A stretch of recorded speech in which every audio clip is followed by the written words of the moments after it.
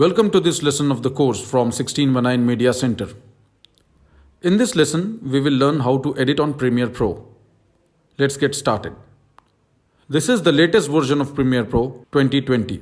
Don't worry if you have an older version. This 2020 version has only a major update, which is auto reframing. Home page will show you your recent projects. To start a new project, click on New Project. Name the file, change the location if you want, but we would suggest keep it default, because that way you don't have to clear off caches from different locations later on.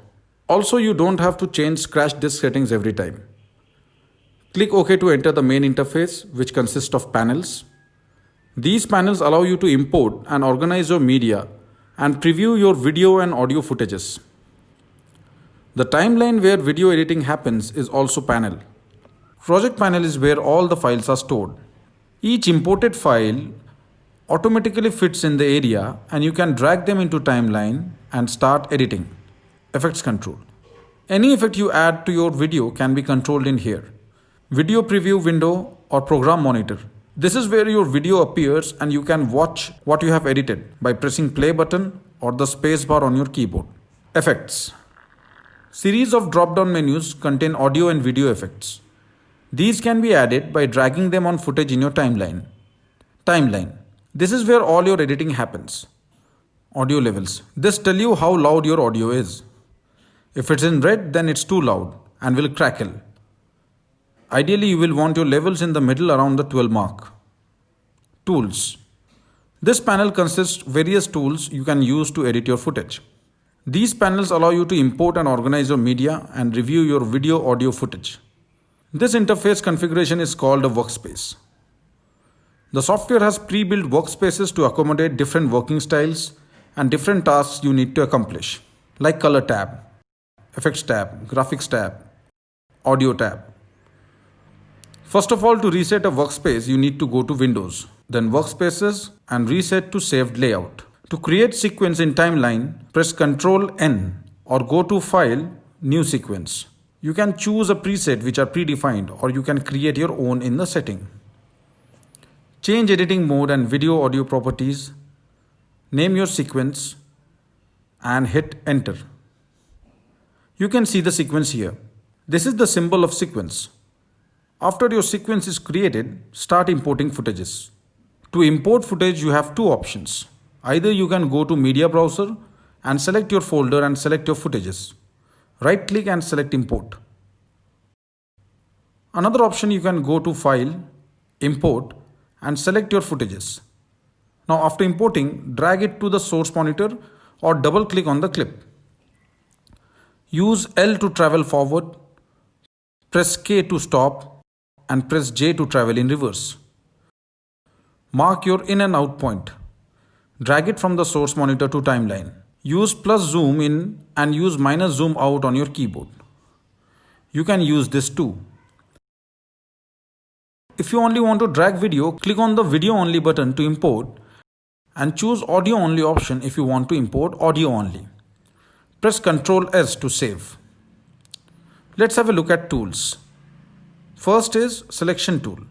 It is used for basic selection and edits simple trims, moving clips within the timeline. Its shortcut is V. Second is track select forward or backward. Its shortcut is A. With the help of this tool, you can move all the clips together forward or backward. This doesn't work if your track is locked. Third is ripple tool. Ripple edit is a trim tool which trims a clip without creating a gap. A lot can become out of sync if you don't use it correctly or use it on the locked track. Its shortcut is B. Rolling edit tool. Its shortcut is N. This tool moves out point of the first clip and in point of the second clip.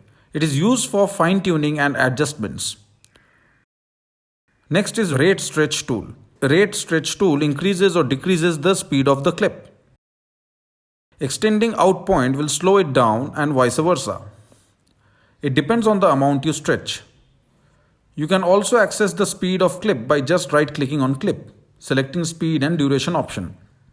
Normal playback speed is 100. You can also select the reverse speed option to play the clip in reverse.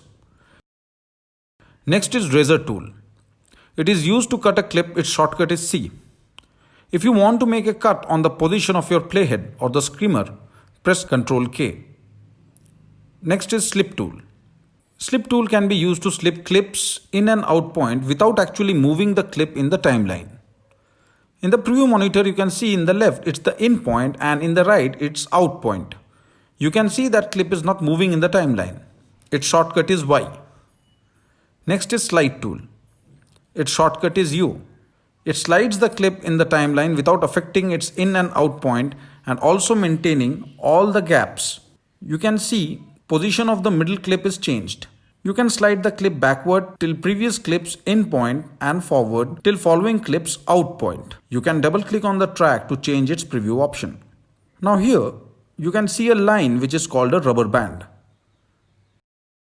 Pen tool is used to add keyframes to the clip. You can add keyframe to the opacity of the video and volume of the audio. Our first keyframe, this is our second keyframe and the third keyframe.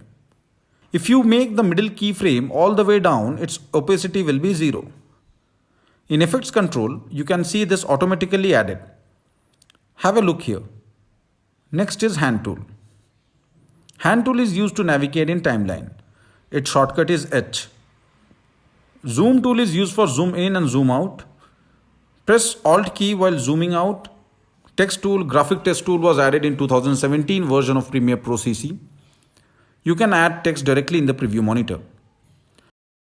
You can edit more in the graphics panel. If you are looking for old legacy title, go to File, New, Legacy Title. You can see this legacy title can be seen in the media pool. But the graphics title can only be seen in the timeline and the preview monitor.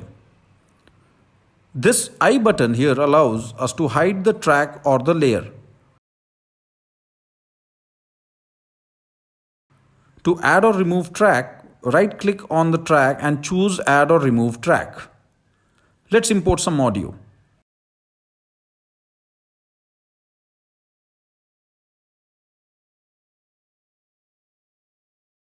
I'll mark the in and out point for my audio and import in my timeline.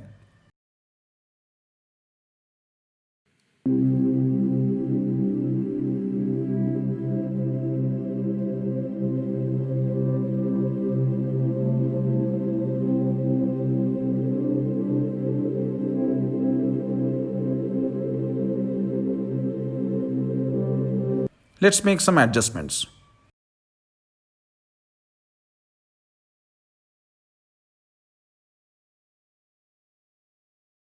I am adding the same music to other layer. M here will mute this track.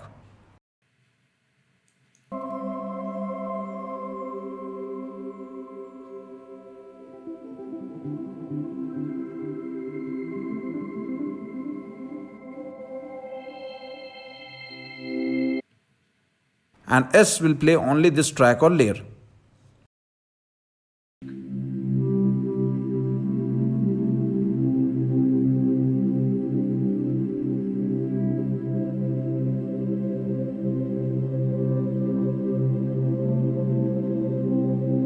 Now we will play both the tracks together. Listen to the music closely.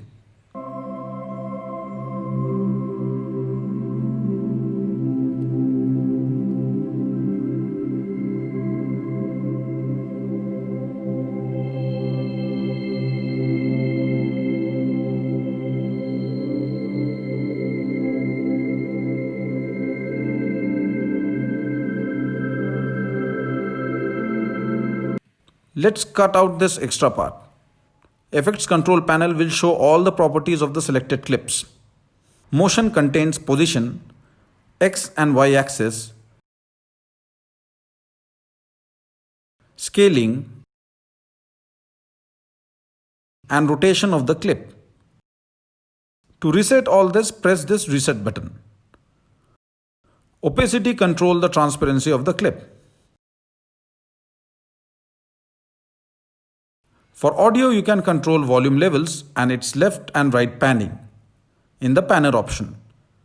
In the next part of the video, we will see what is nested sequence, some effects and transitions, timeline options, keyframe editing, and exporting your video in best settings. See you in the next lecture. Happy learning.